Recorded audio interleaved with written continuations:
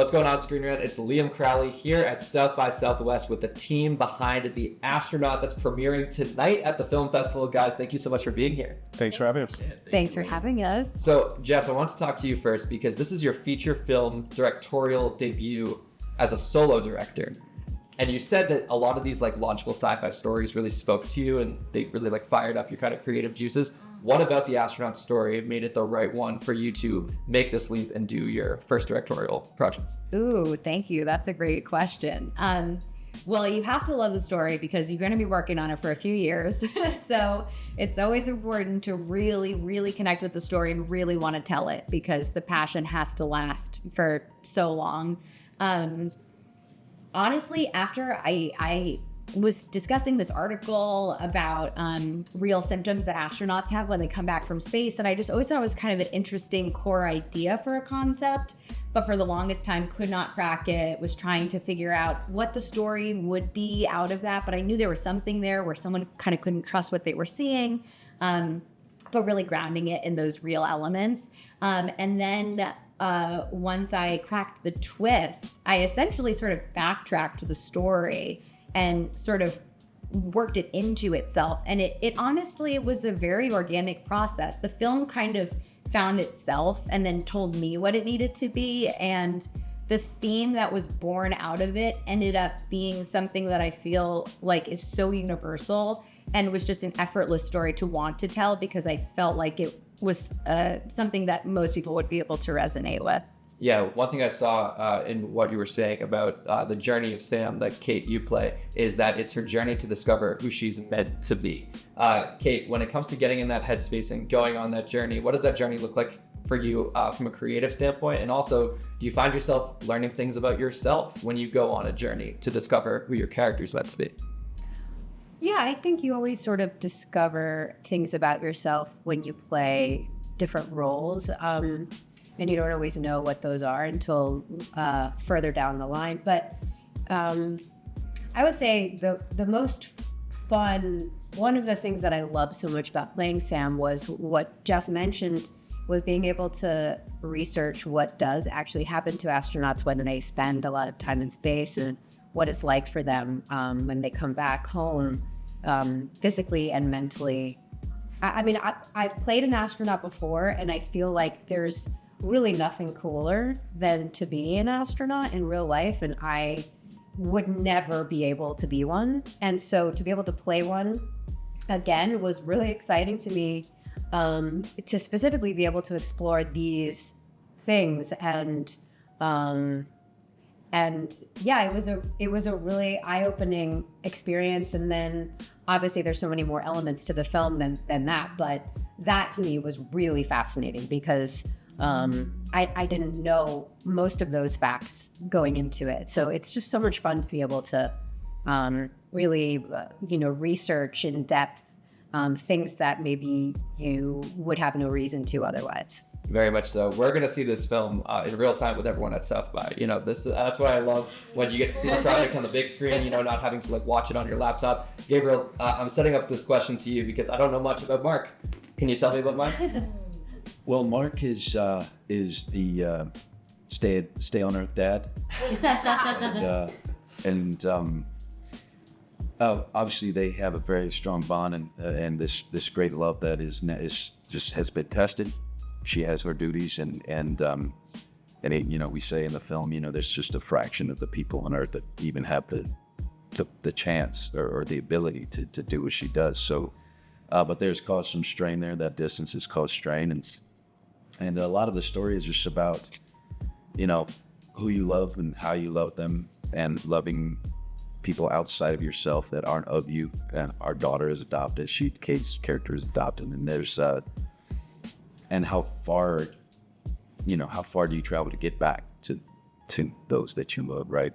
And without trying to spoil the but yeah, so Mark is just, he misses her. There's a lot of strain on him to take care of the child while she's away, and then of course she has an upcoming mission that will take her away again. So I think but what I love about it is once things kind of hit the fan, you see how strong they are in the best of times, and I love that about him and about their relationship.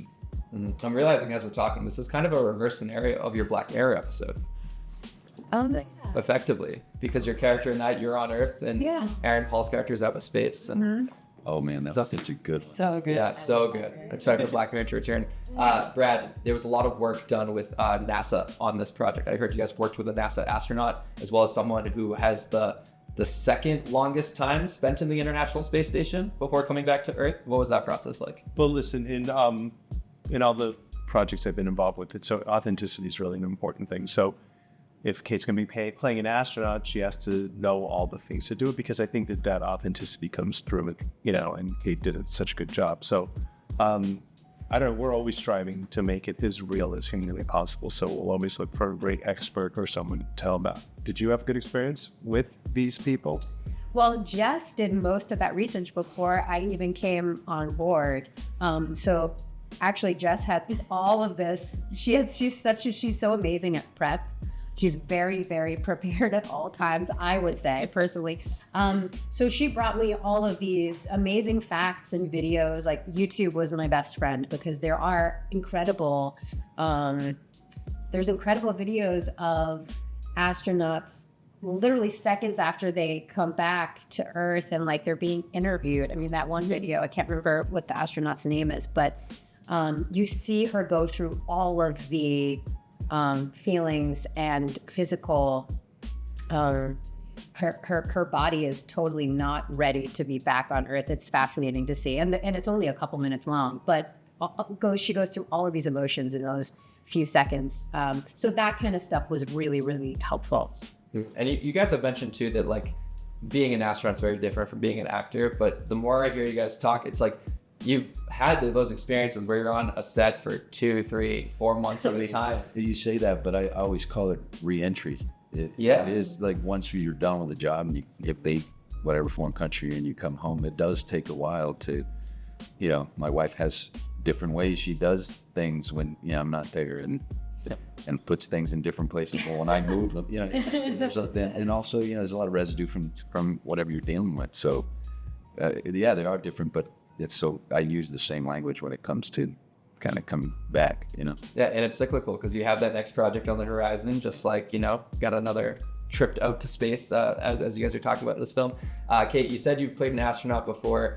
When I think of you playing an astronaut or you going out to space, I think about suit soaring. I remember back in... Oh, I wasn't even talking about that. I know that was like interdimensional travel, right? But I mean, technically, you're in a spacesuit. You're doing your Fantastic Four thing. The reboot's coming out in the summer. Have you had a chance to check out the trailer? Have you seen the promotional material for it? I did see the trailer. The cast is so great. I love all of those actors, so I'm excited to see it. Yeah, it looks very different than... My brother plays Mr. Fantastic. Yes. Yeah. It was a really good segue. Because we were talking about Last of Us.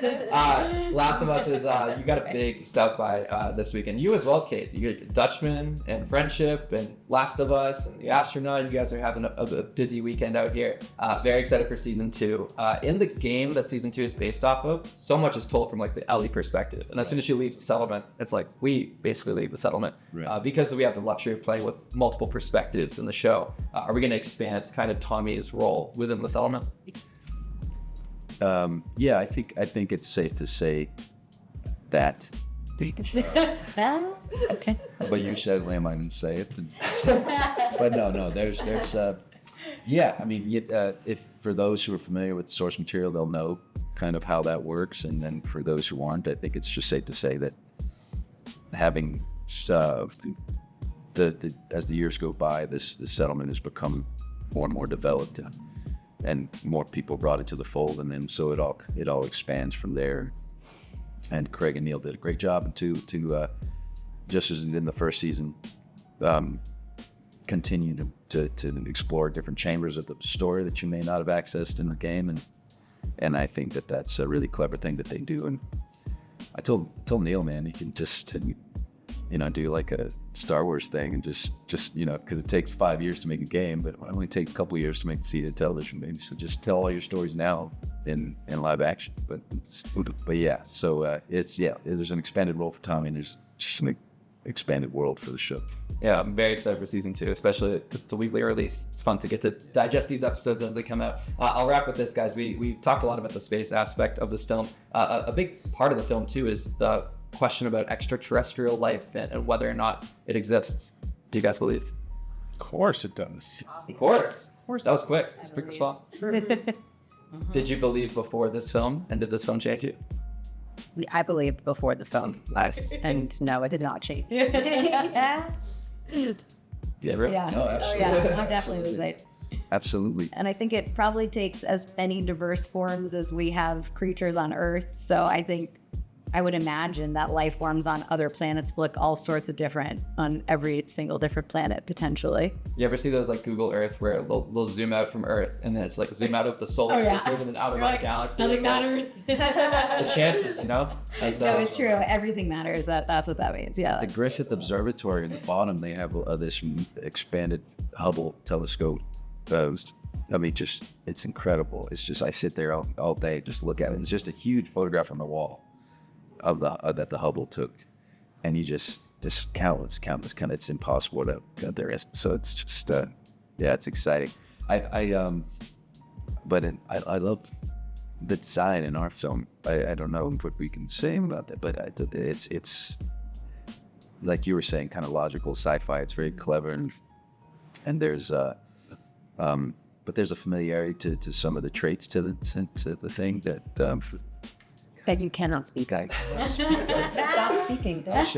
Sorry.